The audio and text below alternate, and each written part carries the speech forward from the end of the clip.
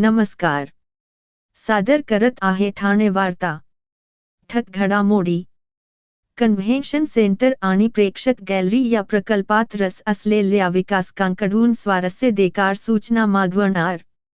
Railway प्रवाशांच्या अडचणी सोडविण्यासाठी ॲक्शन प्लॅन तयार करणार केंद्रीय रेल्वे मंत्री अश्विनी वैष्णव यांची खासदार श्रीकांत शिंदे आणि खासदार नरेश म्हस्के यांना ग्वाही.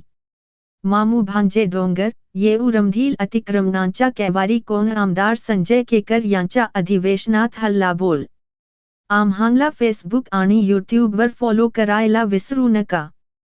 तर पाहूया ठक घडामोडी विस्तारितपणे पण काही क्षणात. आपण पाहत आहात श्री स्थानक वाहिनी, ठाणे जिल्ह्याचं मुख्य व्यासपीठ. ठाणे वार्ता पहा श्री स्थानक वाहिनीवर. आता सकाळी 9:15 पासून रात्री 9:15 पर्यंत ठाणे वार्ता, ठाण्यातील पहिलं दृकश्राव्य माध्यम. ठाणे वार्ता आणि श्री स्थानक वाहिनीचं लाईव्ह स्ट्रीमिंग. ठाणेवार्ता.com वरील लाईव्ह स्ट्रीमवर क्लिक करा आणि अगदी मोबाईलवरही ठाणे वार्ता श्री स्थानक वाहिनीचा आनंद लुटा. यासाठी आमचं ॲप डाउनलोड करा. ठाणे वार्ता पहा श्री स्थानक वाहिनीवर. आता सकाळी 9:15 पासून रात्री 9:15 पर्यंत ठाणे वार्ता, ठाण्यातील पहिलं दृकश्राव्य माध्यम. आपण पाहत आहात श्री स्थानक वाहिनी, ठाणे जिल्ह्याचं मुख्य व्यासपीठ.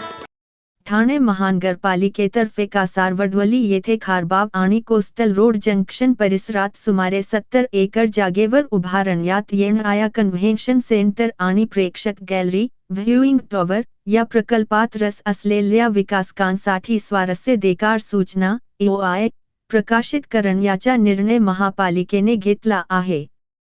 कोट्यवधी रुपयांच्या या प्रकल्पासाठी आर्थिक व्यवहाराचे कोणते प्रारूप स्वीकारायचे याचा निर्णय अत्यंत महत्त्वाचा ठरणार आहे. अशा प्रकारचा प्रकल्प यापूर्वी झालेला नसल्याने त्याची दिशा, नियोजन, व्यवस्थापन आणि देखभाल यांचे स्वरूप कसे असावे हे अत्यंत काटेकोरपणे आखण्याची गरज असल्यानेच ठाणे महानगरपालिका स्वारस्य देकार सूचना मागवण्याचे ठरविले असल्याचे महापालिका आयुक्त सौरभ राव यांनी स्पष्ट केले. खासदार श्रीकांत शिंदे यांच्या संकल्पनेतून आकाराला येत असलेल्या या कन्व्हेन्शन सेंटर आणि प्रेक्षक गॅलरी प्रकल्पाच्या आराखड्याचा आढावा आयुक्त राव यांनी गुरुवारी घेतला. त्याचबरोबर ठाणे महापालिका क्षेत्रात प्रस्तावित असलेले कोलशेतबाकूम येथील टाउन पार्क, कव्यातील यशवंतरामासावी तरण तलावाची नव्याने बांधणी, खारेगाव येथे प्रस्तावित नवीन नाट्यगृह याही प्रकल्पांच्या प्रगतीचा आढावा या बैठकीत घेण्यात आला. बैठकीस नगर अभियंता प्रशांत सोनाग्रा, उपायुक्त शंकर पाटोळे, ठाणे जिल्हाधिकारी कार्यालयातील नायब तहसीलदार दिनेश पैठणकर, तसेच सार्वजनिक बांधकाम विभाग आणि शहर विकास विभागाचे अधिकारी उपस्थित होते. या प्रकल्पात खाजगी सार्वजनिक सहभाग किंवा विकासकाच्या माध्यमातून बांधकाम असे 2 पर्याय आर्थिक सल्लागारांनी सुचवले आहेत. त्याबद्दल निर्णय घेताना महापालिकेचा जास्तीत जास्त फायदा आणि विकासकासाठी प्रकल्पाची व्यवहार्यता या दोन्ही गोष्टीची सांगड घालणे आवश्यक आहे. म्हणूनच EOI मागून प्रकल्पात रस असलेल्या विकासकांची भूमिका कशी असेल हे जाणून घेणे महत्त्वाचे ठरणार आहे.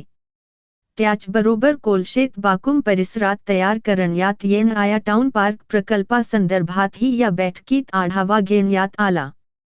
टाउन पार्क हा विज्ञान केंद्र, मत्स्यालय, मत्स्य वारसा केंद्र आणि तारांगण यांच्यासह व्यावसायिक वापराच्या जागेचा विकास असा सुमारे 2600 कोटी रुपयांचा प्रकल्प आहे. या प्रकल्पाची आर्थिक व्यवहार्यता तपासून तसेच राज्य शासनाकडून आवश्यक परवानगी घेऊन पुढे जाण्याचे निर्देश आयुक्त राव यांनी दिले आहेत.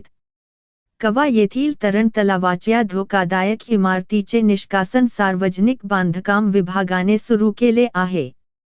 तसेच या क्षेत्राचे सर्वेक्षण शहर विकास विभागाने पूर्ण केले आहे. या प्रकल्पाचा आराखडा तयार करण्याचे काम वास्तुविशारदामार्फत सुरू आहे. हा आराखडा सोमवारी सादर करावा, तसेच आरक्षण बदलाच्या प्रस्तावाला महासभेची तसेच शासनाची मान्यता घेण्याची प्रक्रिया तातडीने करावी, अशा सूचना आयुक्त राव यांनी दिल्या. कवा येथील नाट्यगृहासाठी आवश्यक असलेल्या जागेपैकी 50% जागा ठाणे महानगरपालिकेच्या ताब्यात आहे. उर्वरित जागेच्या ताब्यासाठी विकास आराखड्यातील आरक्षणानुसार जागा ताब्यात घेण्यास परवानगी देण्याची विनंती न्यायालयात करण्यात आल्याची माहिती शहर विकास विभागाने दिली. या नाट्यगृहाच्या आराखडा तयार करण्याचेही काम सुरू असून तो पुढील आठवड्यात सादर करण्यात येणार आहे. मुंबई, ठाणे आणि उपनगरातील रेल्वे प्रवाशांचा प्रवास सुखकर आणि सुरक्षित व्हावा, प्रवाशांना चांगल्या सोयी सुविधा मिळाव्यात, सेवेचा दर्जा अधिक वृद्धिंगत व्हावा, या उद्देशाने कल्याण लोकसभेचे खासदार डॉ. श्रीकांत शिंदे आणि ठाणे लोकसभेचे खासदार नरेश म्हस्के यांनी आज दिल्लीत केंद्रीय रेल्वे मंत्री अश्विनी वैष्णव यांची भेट घेत विविध मागण्यांचे निवेदन दिले. वैष्णव यांनी प्रश्न सोडविण्याबाबत सकारात्मकता दाखवत ॲक्शन प्लॅन तयार करणार असल्याचे आश्वासन दिले. खासदार डॉ. श्रीकांत शिंदे आणि ठाणे लोकसभेचे खासदार नरेश म्हस्के यांनी लोकसभेत रेल्वे मंत्रालयाशी संबंधित अनुदानित मागण्यांवर चर्चा करताना ठाणे, कल्याण, भिवंडी, पालघर लोकसभा मतदारसंघातील रेल्वे प्रवाशांच्या अडचणी आणि त्याचबरोबर नवीन गाड्या सुरू करण्यासंदर्भात विविध मागण्या केल्या होत्या. आज केंद्रीय रेल्वे मंत्री अश्विनी वैष्णव यांची प्रत्यक्ष भेट घेत आपल्या मागण्यांचे सविस्तर निवेदन दिले. महिलांसाठी विशेष लोकल सेवा, स्वच्छ आणि दर्जेदार स्वच्छतागृहे, सर्व स्थानकांवर स्वच्छ आणि दर्जेदार महिला शौचालयांची व्यवस्था करावी, प्रथम श्रेणीतील महिला डब्यांमध्ये बसण्याच्या जागा वाढवाव्यात, सकाळी व रात्री महिला डब्यांमध्ये महिला सुरक्षा रक्षक तैनात करावेत, अपघातग्रस्त प्रवाशांना तत्काळ सरकारी व खासगी रुग्णालयात मोफत उपचार मिळावेत, ठाणे जिल्ह्यातील सर्व रेल्वे स्थानकांवर CCTV बसवावे, रेल्वे उड्डाणपूल व अंडरपास प्रकल्प जलद पूर्ण करावेत, ठाणे आणि मुलुंडच्या स्टेशनच्या दरम्यान एक नवीन स्टेशनच्या कामाला गती द्यावी, स्टेशनवरची ₹1 क्लिनिक केंद्रे बंद आहेत ती लवकरात लवकर सुरू करावीत, ठाणे, नवी मुंबई, मीरा भाईंदर, कल्याण अशा सर्व ठिकाणी ऑटोमॅटिक जिन्यांची सोय करावी अशा विविध मागण्या खासदार श्रीकांत शिंदे आणि खासदार नरेश म्हस्के यांनी केल्या. क्षेत्रीय कार्यालयांसाठी 100 दिवसांचा कृती कार्यक्रम या अंतर्गत मुख्यमंत्री देवेंद्र फडणवीस यांच्या सूचनेनुसार जिल्हा परिषदेच्या सामान्य प्रशासन विभाग आयोजित नवनियुक्त कर्मचारी यांचे आस्थापना व आदी विषयांबाबत पायाभूत प्रशिक्षण आज शुक्रवारी 21 मार्च 2025 रोजी ठाणे येथे आयोजित करण्यात आला होता. या प्रशिक्षणाचे उद्घाटन जिल्हा परिषदेचे मुख्य कार्यकारी अधिकारी तथा प्रशासक रोहन घुगे यांच्या हस्ते संपन्न झाला. या प्रसंगी मार्गदर्शन करताना मुख्य कार्यकारी अधिकारी रोहन घुगे म्हणाले की जिल्हा परिषदेत नवनियुक्त अधिकारी कर्मचारी यांना शासकीय कामकाज उत्तमरित्या करता यावे यासाठी प्रशिक्षण आयोजित करण्यात आला आहे. सर्व नवनियुक्त जिल्हा परिषदेचे कर्मचारी यांनी आजच्या प्रशिक्षणात शासकीय कामकाजाचे स्वरूप समजून घ्यावे. येणाऱ्या अडचणीवर मात करण्यासाठी हे प्रशिक्षण मोलाचे आहे. त्यामुळे प्रत्येक प्रशिक्षणार्थींना कामकाज उत्तम करण्यासाठी मदत होईल. तसेच इतर विषयाचे व येणाऱ्या अडचणींवर वेळेत मात करण्यासाठी आवश्यक प्रशिक्षण पुढील काळात देखील नियोजन जिल्हा परिषदेमार्फत करण्यात येईल. कार्यालयातील प्रशासकीय कामकाज गतिमान करण्यासाठी प्रशिक्षण महत्त्वाचे आहे. प्रास्ताविक करताना उपमुख्य कार्यकारी अधिकारी अविनाश फडत्रे यांनी नवनियुक्त, अनुकंपा तत्वावर नवनियुक्त तसेच जिल्हा बदलीने जिल्हा परिषदेच्या सेवेत रुजू झालेल्या अधिकारी व कर्मचारी यांच्यासाठी माहिती अधिकार, रजा नियम, टिप्पणी, पत्रलेखन, शिस्त व अपील, ऑफिस, मानसिक स्वास्थ्य व्यवस्थापन, जिम, कृत्रिम बुद्धिमत्ता या विषयावरील प्रशिक्षण आयोजित करण्यात आला आहे. या प्रशिक्षणानंतर अधिकारी व कर्मचारी यांनी कामकाज वेगाने करणे अपेक्षित आहे, असे प्रतिपादन केले. उपमुख्य कार्यकारी अधिकारी, सामान्य प्रशासन, अविनाश फडत्रे यांनी माहिती अधिकार, सेवानिवृत्त सहाय्यक प्रशासन अधिकारी शुभांगी रावत यांनी रजा नियम, टिप्पणी, पत्रलेखन, शिस्त व अपील, जिल्हा समन्वयक, ई ऑफिस रायगढ़ कृष्णा उथे यानी e office, Maharashtra mental health संस्था पुणे रेश्मा कचरे यांनी मानसिक स्वास्थ्य व्यवस्थापन, जेम, मास्टर ट्रेनर, अहिल्यानगर अशेक कडनर यांनी जेम पोर्टल, जिल्हा परिषदेचे तंत्रज्ञान सल्लागार शुभांगी देसाई यांनी कृत्रिम बुद्धिमत्ता, आर्टिफिशियल इंटेलिजन्स यांनी संदर्भांत सविस्तर मार्गदर्शन केले. अर्थ विभागातील कनिष्ठ सहाय्यक, लेखा, वरिष्ठ सहाय्यक, लेखा, बांधकाम विभागातील कनिष्ठ अभियंता, विद्युत, स्थापत्य अभियांत्रिकी सहाय्यक, सामान्य प्रशासन विभागातील कनिष्ठ सहाय्यक, वरिष्ठ सहाय्यक, लघुलेखक निम्न श्रेणी, पशुसंवर्धन विभागातील पशुधन पर्यवेक्षक, शिक्षण, प्राथमिक विभागातील विस्तार अधिकारी, शिक्षण, ग्रामीण पाणी पुरवठा विभागातील कनिष्ठ अभियंता, स्थापत्य, आरोग्य विभागातील आरोग्य सेवक, पुरुष, आरोग्य सेवक, महिला, आरोग्य पर्यवेक्षक तर ग्रामपंचायत विभागातील ग्रामसेवक असे एकूण 165 अधिकारी कर्मचारी यांना प्रशिक्षण देण्यात आले आहे. वर्तकनगर प्रभाग समिती अंतर्गत येऊर येथील गोल्डन स्वर्ण क्लबमधील पूर्वीच्या ब्लू लॉज हॉटेलच्या नावात बदल करून लेवल अप नावाचे हॉटेल सुरू करण्यात आले आहे. तेथील अंदाजे 40-50 चौरस फुटाचे लोखंडी अगलसच्या सहाय्याने केलेले अनधिकृत शेडचे बांधकाम शनिवार 22 मार्च 2025 रोजी काढण्यात आले. ही कारवाई आयुक्त सौरभराव यांच्या निर्देशानुसार उपायुक्त अतिक्रमण शंकर पाटोळे, उपायुक्त मुख्यालय जी गोदेपुरे यांच्या देखरेखीत, तसेच सहाय्यक आयुक्त वर्तक नगर समिती तनुजा रणदिवे, सहाय्यक आयुक्त लोकमान्य प्रभाग समिती, सहाय्यक आयुक्त भालचंद्र घुगे आणि सहाय्यक आयुक्त नौपाडा प्रभाग समिती सोपान भाईक यांच्या उपस्थिती करण्यात आली.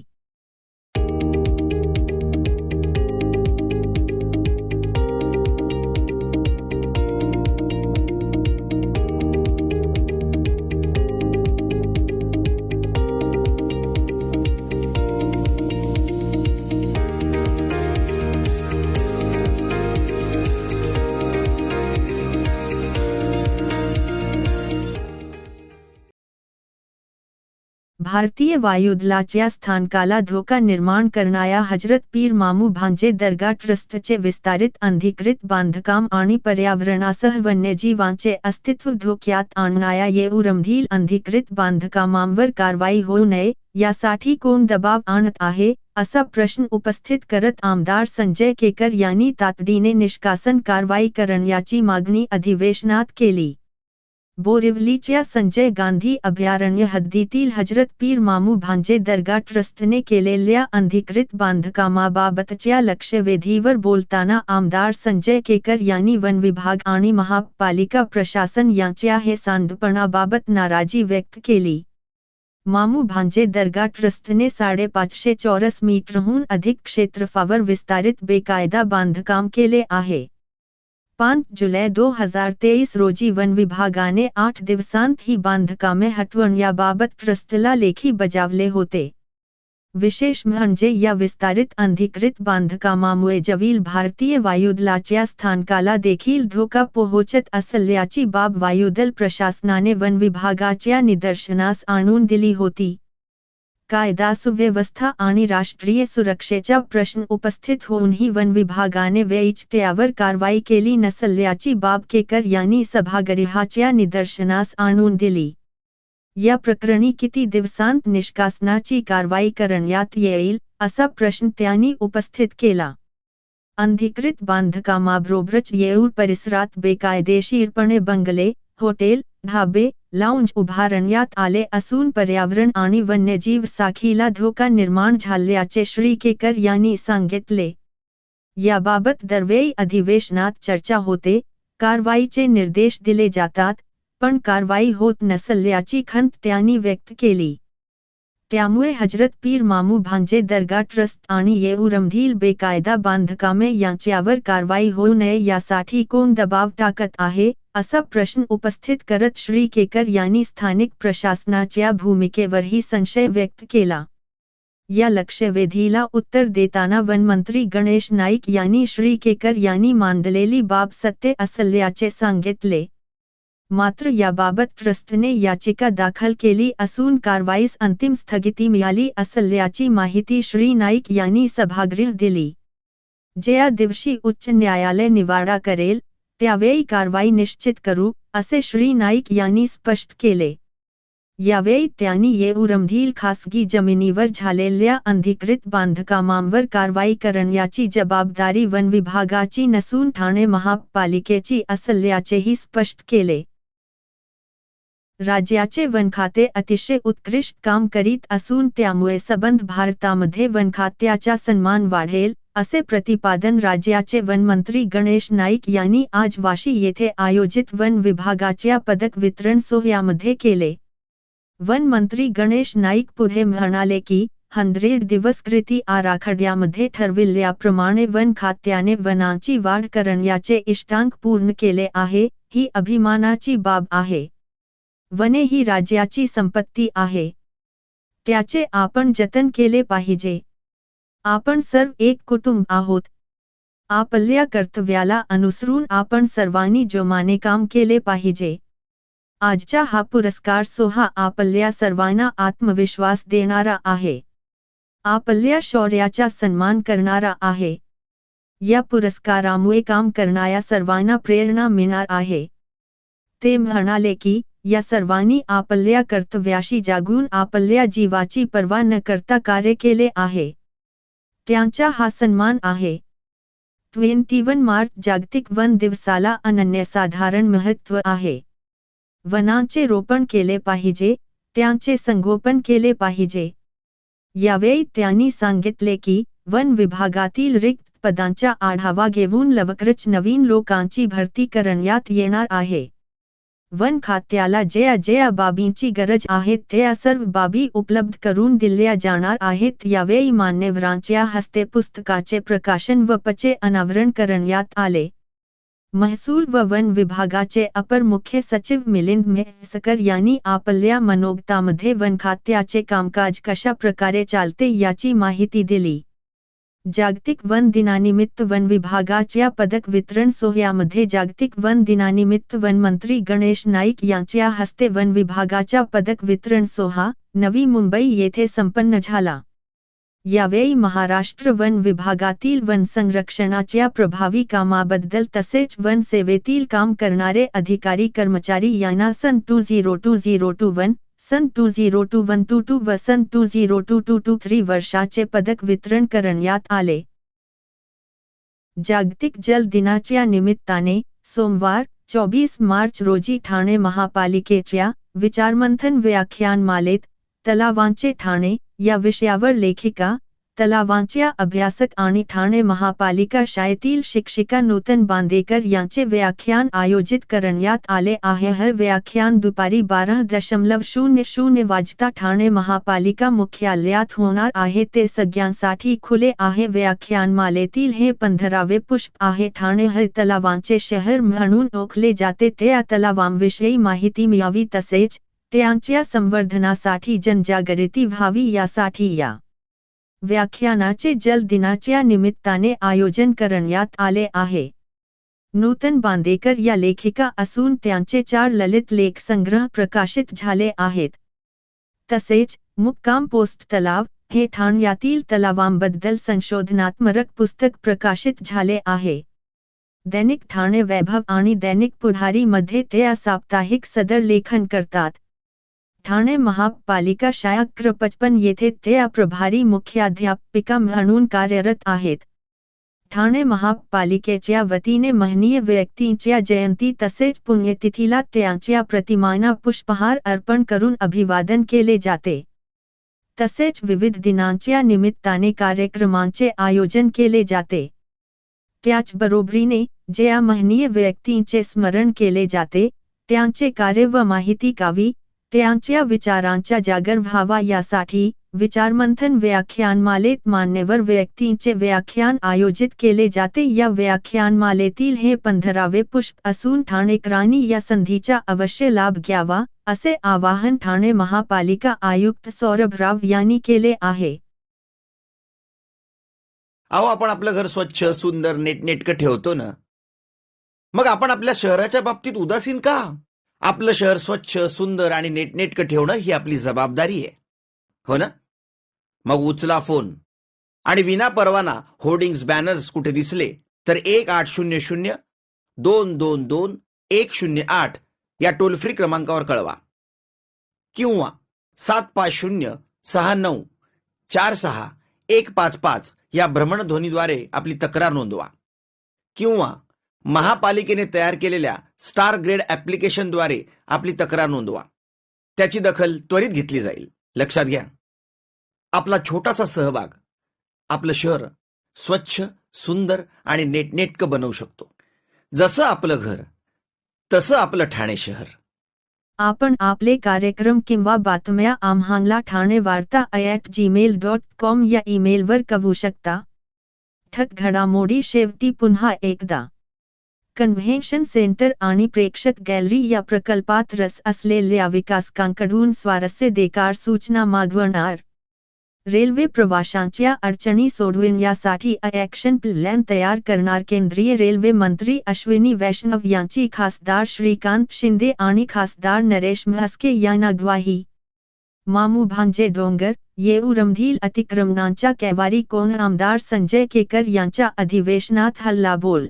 या होत्या ठाणे वार्ता. आपली एखादी बातमी बघायची राहून गेली असेल तर आपण ठाणेवार्ता.in या आमच्या संकेतस्थळाला किंवा आमच्या फेसबुक पेज संच यूट्यूब चॅनेलला अवश्य भेट द्या. तर मग पुन्हा भेटू पुढील बातमीपत्रात फक्त श्रीस्थानक वाहिनीवर. धन्यवाद.